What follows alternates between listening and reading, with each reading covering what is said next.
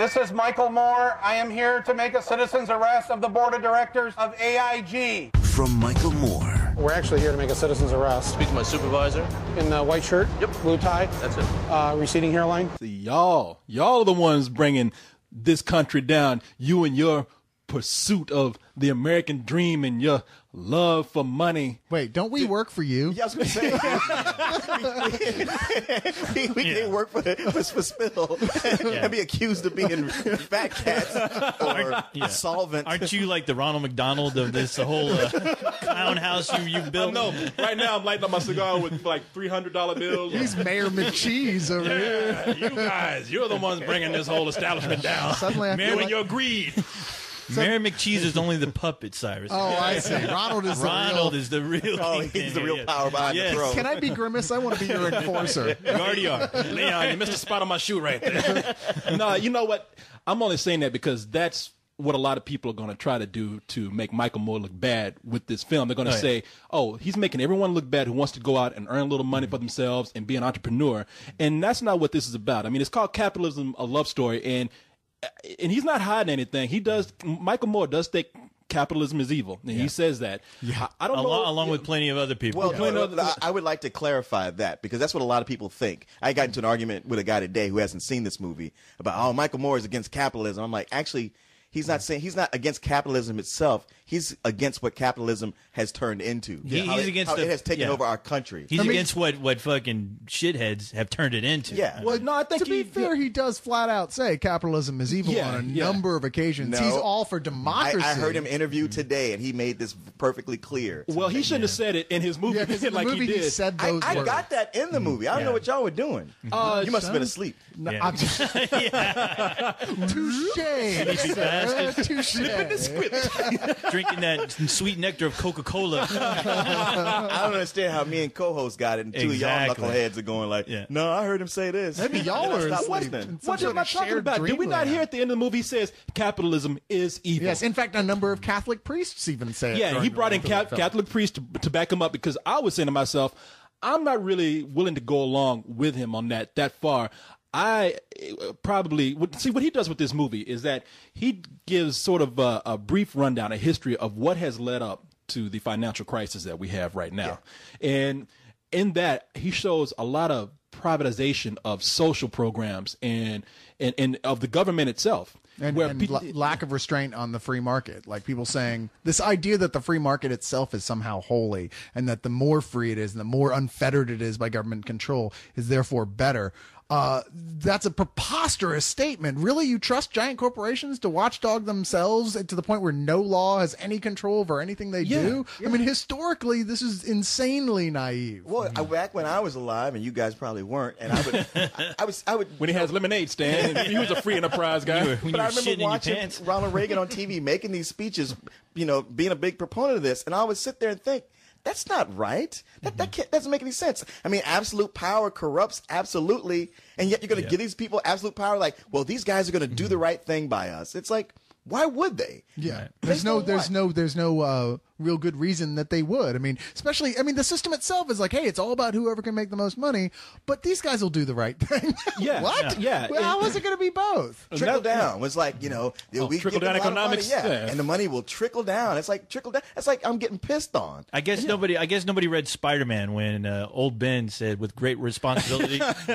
great power. Great power comes great." Guess you didn't read it either. Leave the Spider-Man quoting. Even I forgot that. Leave the Spider-Man quoting to Leon. Thank you very much. Well, it's just Peter that, Parker didn't listen.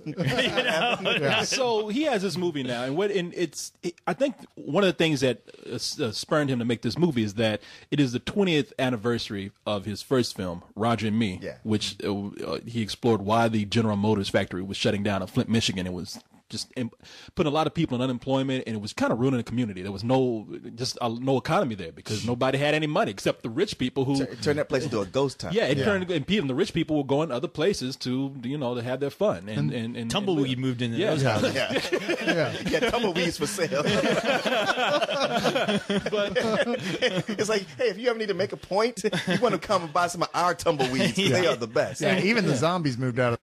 God damn it, I must have a Republican computer because this is the second time it has stopped on us, and we just went through this whole thing with passion talking about this movie, and now it was the best review we've ever done. Yeah. It was insightful and funny. Ever. Man, co-host, the stuff you said, I'm it was still laughing. incredible, It was wasn't it? beautiful. Oh, well. Beautiful. Yeah, we're talking about capitalism unrestrained. And Yeah, we're talking about how there are these different ways that they're taking advantage of the system. Like you were saying, they're taking programs that were social programs and stepping in and privatizing them. And we were talking about Detroit a little while ago and how they came in and closed all these homes, and that's when. Well, I think what we caught up on was what we said, like that's what they pretty much what the whole country was going through, giving out these toxic loans where they sold mortgages to people, some who could afford it, but a lot who couldn't. Right. And you were saying it's like it was like the mafia. Yeah, no. Well, Michael Moore is the one who said it in the film, so I was like, kudos to him. He makes his point so well. Like, hey, man, come on, don't worry about it. It's like you need the money, don't worry about it. Your friend, take this, it'll be all good.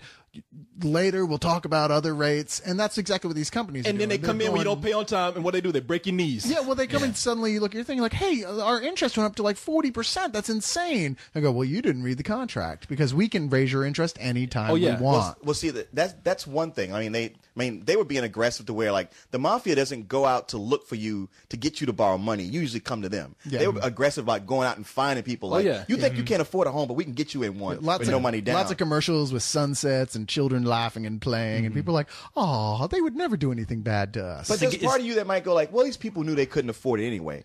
But what's really evil is that they targeted people who already own their home, like old people who already own their home, and said like, hey, you could borrow against it. You got all this money in equity. Borrow against it. Refinance. Yeah, refinance. And they're like, oh, okay, that sounds good. And then they would jack the rates up on them. It's the Glenn Ross guys in a huge and bigger position, and they're fucking with you and your money. And then you have all these toxic loans that kind of pile up on each other because this scheme doesn't work out like they think, and then it ends up just getting so big that it collapses our economy. And then, I mean, they go through all these other examples, man. People always try and say like, oh, no, come on. Nobody's being evil. No one's trying to scam us. Do you even understand what capitalism is if you're saying that? I mean, it's the idea that you should be able to make money any way that you can, as long as you're not like, breaking any direct laws. And what you're saying is like, oh, well, then that's fine. Let's just take more laws away so they can do even more. Well, so they can be rewritten and fuck you over. How can that be good? I mean, really, you can believe anything you want, but you're lying to yourself because the facts speak for themselves. Yeah. These companies are the ones who are responsible for destroying our economy. And what Michael Moore does in this, I mean, we all know about American Insurance Group and what is it, AIG, American International Group, AIG, and Goldman Sachs, and Goldman Sachs. We know all about the insurance companies and the bank companies that brought us to this. But there's also things that he opens our eyes to that we probably didn't know. And like I was saying, like the privatization of certain social programs, like.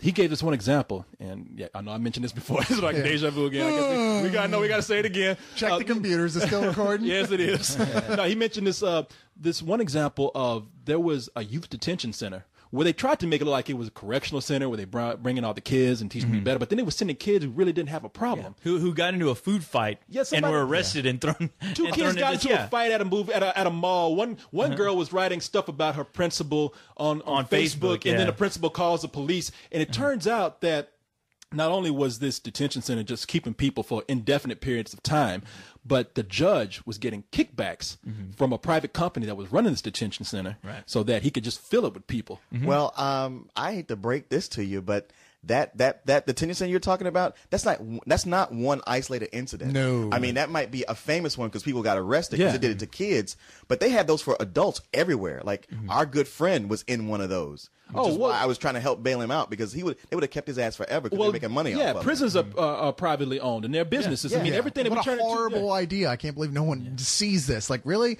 They're making it profitable to have people in prison.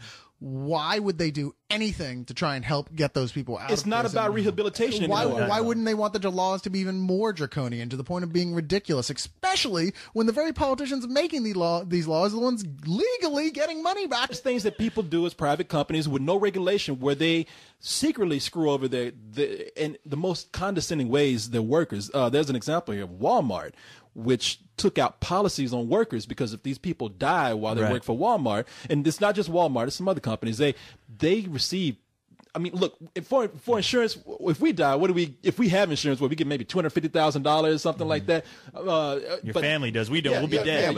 Your family does, but what do you mean $250,000? Do you have a life insurance policy on me? We're not related, and we ain't married. Walmart ain't related to us either. No, but Walmart was able to take policies out on workers, and when these people died, they rake in on this person anywhere from $500,000 to over $1 million. The family gets nothing. No, and that's the sad and really depressing thing about this film is because Michael Moore points these things out to you that you never know, and then he'll tell you what it's called, which this policy was called the dead peasant policy, I believe. Yeah, and it's really fucked up because he told this wife who lost her husband, this is what they call this policy that they took out on your husband, and she was like, that's insulting, incredibly insulting, and she started to break down as she ate her potato soup, and it's fucked up. Oh, and the other thing, Walmart brand potato soup. And the funny thing is that this movie, it goes into the bailouts and everything that if you've been watching the news, if you've been paying attention, you should know kind of what's been going on this whole time. But the scary thing is, the one thing that really scared the shit out of me is when he points out how much airliner pilots are making. Oh my God! Which is fucking. They're making fucking.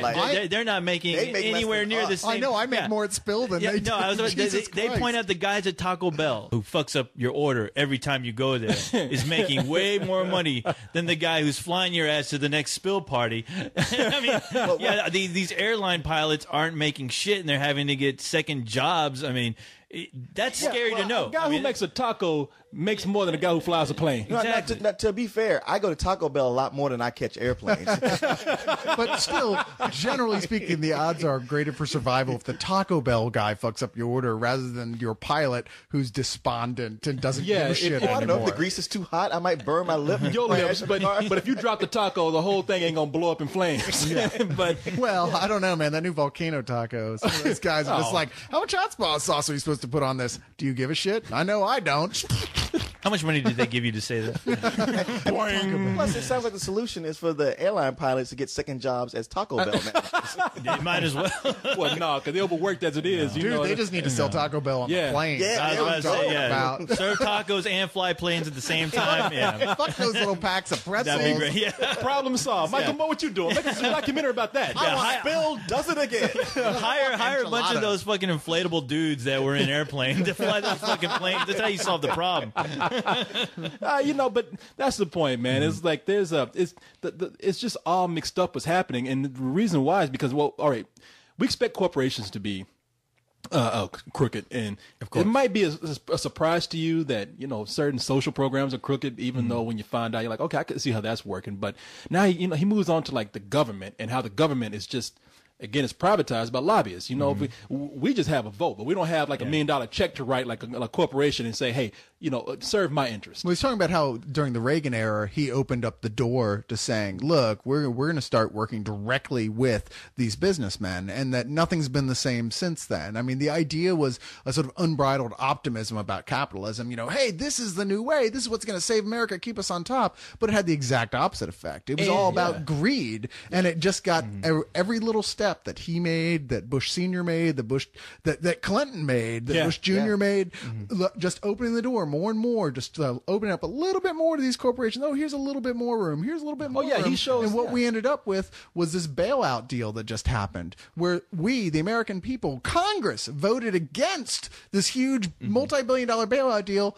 And they just turned around and pushed it through anyway. Yeah, like it was a backdoor business deal. Exactly, it was, and it was insane. And if you don't believe Michael Moore, that's fine. Yeah. But when he's interviewing senator after senator after senator, elected representatives, going, no, this is crazy. This is a coup d'état. This was a seize of power in the American government. And that's where I have to give credit to this film because, I'm sure a lot of people are just going to be turned off because they're thinking Michael Moore is going to be narrating throughout the entire, this entire movie. And no, he goes out and he gets senators. He actually gets people who were involved and these people who were involved in Congress who saw this, he had to deal with this, who had to fight this at the same time and realize that something happened that basically fucked over everyone, and nobody can explain how exactly it happened. Well, the Besides, argument, there's some dark forces at hand that are playing these games that a lot of these senators are unaware of. It's not dark forces playing the games. People getting paid. You know, it ain't us. But it's a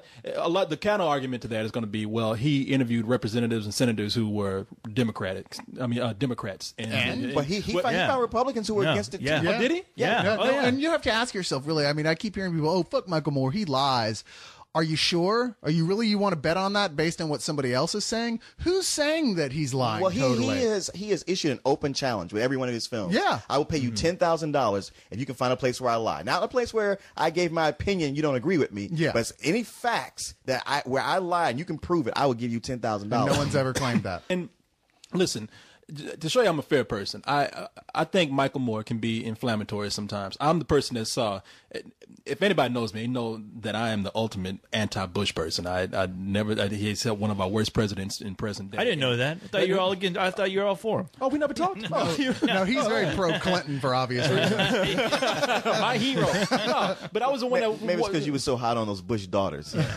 They were fine. Oh, I'm sorry. You were in love with that animated TV show, Little Bush. That's my Yeah, Bush. that's No. I do not like Bush one bit, but I was the person that saw what was that? Fahrenheit 9/11, and saw that part where Bush was told that the planes had just hit the towers, and they put the camera on Bush, and he just sat there. And anybody can edit something to make someone look bad. You know, maybe who knows what he was thinking about just then.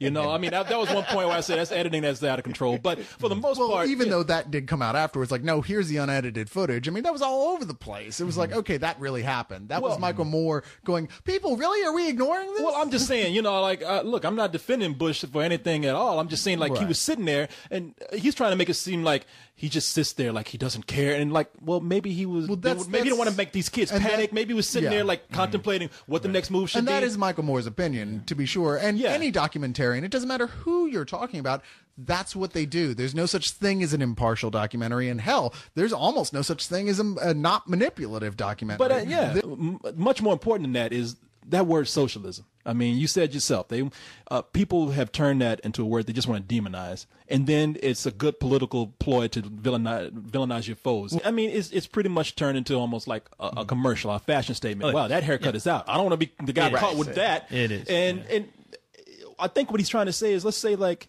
even if you are a person who is you're a capitalist and you see socialism as something that's bad, just stop and think about it rationally, and then say to yourself, well, maybe it would make sense that even if we don't want to get rid of capitalism, maybe we should just bring it in and combine it with sort of elements of socialism. I mean, there's no reason why healthcare in this country should not have elements of socialism in it, because we see what happens when a private insurance company owns this shit, and people start to, like, you pay high premiums, people are left to die even though they paid their premiums. It's just it's money making business. When people get stuff, they don't want to give it up. The idea that, like, wait, I should give up what I have to somebody who doesn't have something. Screw them. They should do what I did. Yeah. And then you don't want to hear, like, well, they didn't have the advantages that you had. They were actually put way under the gun and never had a chance to get what you had. And when I hear people say things like, you're not going to socialize my Medicare, which is something a lot of people have said and been recorded saying, yes, guess what Medicare is? Yeah. It already is a form of socialism. Yeah. You're a fool. Look, on really complex issues like this, if you have no idea what you're talking about, don't just parrot Glenn Beck and some other talking head. Look into it. Do independent research, and not just from one place. And when Medicare was started, those arguments of socialism were even back then. Yeah. Absolutely. Yeah. You know, it's the thing is like, at least in this movie, Michael Moore, he shows his math. He comes to a conclusion, but he's showing you the math. If you're going to protest this, and I know a lot of you out there are going to come on here, Michael Moore lies, or God help you, Michael Moore's fat. As if that means anything. Yeah. Well, he is. But, I know, that's a criticism of his opinion. Yeah. You know?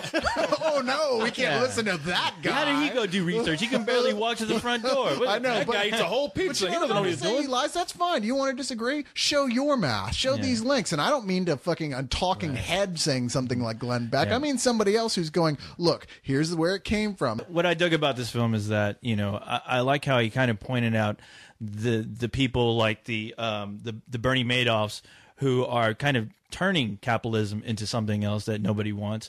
I like how he points these out because, I mean, there are a lot of people and figureheads that are working behind the scenes that I was completely unaware of, that I wouldn't go out and research just because I don't know what they do. You know, unless you're the president or a senator and you're not on TV, I don't know who the fuck you are. But the cool thing about this movie is that he points out the people who actually work behind the scenes, and he has some evidence supporting, you know, how they're involved with these big corporations that are, you know, giving money to people who are running for president, you know, and basically they show you the structure of how it all kind of works out, and you know how how like they pointed out at Reagan, pushing these, I guess, pushing out these ideals out there only to benefit, you know, the companies that were paying him, you know, to do that.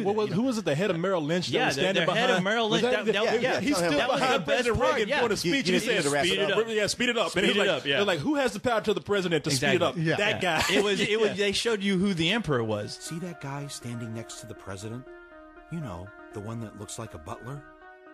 His name was Don Regan, the chairman of Merrill Lynch, the richest and biggest retail brokerage firm in the world.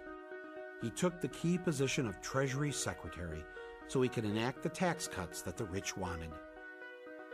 Regan then became White House Chief of Staff as the president started to fade. Then they should give the president what 43 governors have, a line item veto. And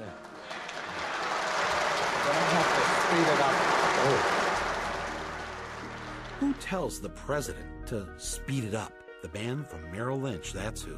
Things in America would never be the same again. The country would now be run like a corporation. we're going to turn the bull loose. One of the cool things that this movie does is just not pointing a finger and harping. It's actually, I love how it ended with a message about empowerment. Yeah. I mean, they look showed- at these people that said no. I don't care what the law With this- says. yeah. This is wrong, and the law backed down. And they showed effective, like the people who like took power and did it effectively. Lock-ins, protests, Sit-ins. yes, Yeah. sit-ins. People who not only just protest, but people who run the businesses in a democratic way, where it's not one guy who's overlooking his workers. They're saying everybody has a voice in what we do here, and everybody's happy. Now, these are one-sided things here. I mean, we're looking at one side of a movie. We're not getting a counter argument to it. Sure. And I would love to see a good, reasonable counter argument. I would to this. too. I would. But this is the kind of movie that, like I said, a lot of it we have seen in play, and a lot of people are suffering right now. There's no reason why we hear all this stuff in the news if something's not wrong. There's no reason why we have arguments right now about how to reform healthcare if there's nothing wrong. All of our scandals and examples of greed we see on the news every day now. So it's an important film to go see.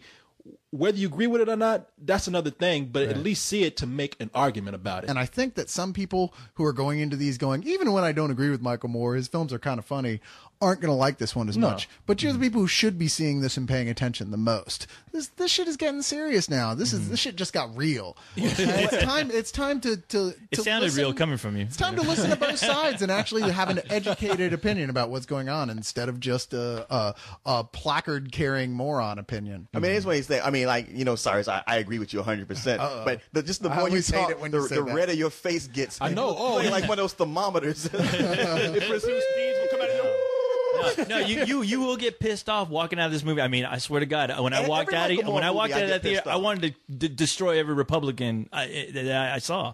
Yeah, you Well, it's notice not how only- fast but it's Carl- not- you but notice it's- how fast it's not Carl just left? Republicans. It's not man. just Republicans, yeah. But you know, the thing is, it does kind of That word socialism scares a lot of Democrats too. Clinton, Clinton was, too? yeah, But Clinton yeah. had a hand in all. But even though, you know what, the Yeah, funny big thing is, man. like, you barely see Clinton in that film, honestly. Well, that's why I'm saying this is I have a tendency to agree with people when they say Michael Moore presents a one-sided issue he does. of things. He does. And with this, I agree with him with most of this.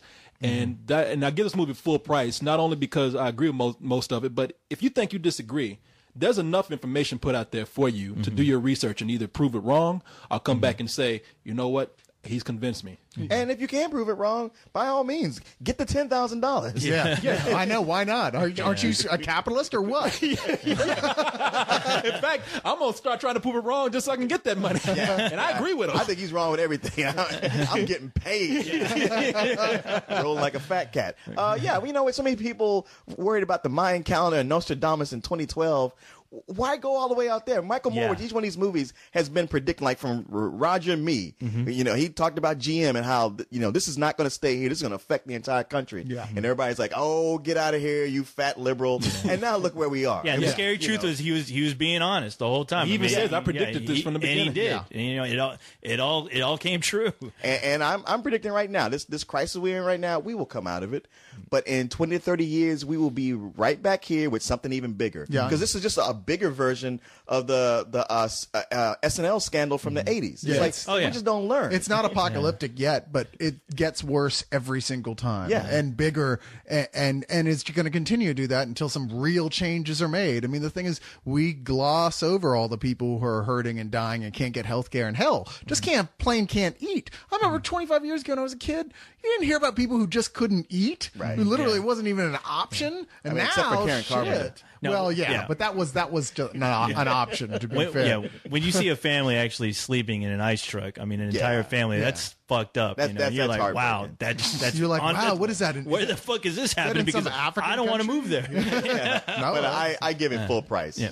Yeah, this is the full price movie, and it's going to anger some people, and it should. I disagree with Michael Moore on some subjects sometimes, but the guy at least makes me think, and that's what I at least appreciate with a film like that. That'll make you want to go out and actually do some fucking research, because you're like, wow, this is really going on. I mean, because I'm looking at it every day on the news right now. So full price, yeah, all make the sure way. you ask questions about the important things, and you people out there in Spill. Are you asking yourself the big question right now? Are you asking yourself, should Corey pay the rest of us more money? What we do? I ain't get no insurance, motherfucker. We're here to get the money back for the American people. I got more bags. 10 billion probably won't fit in here.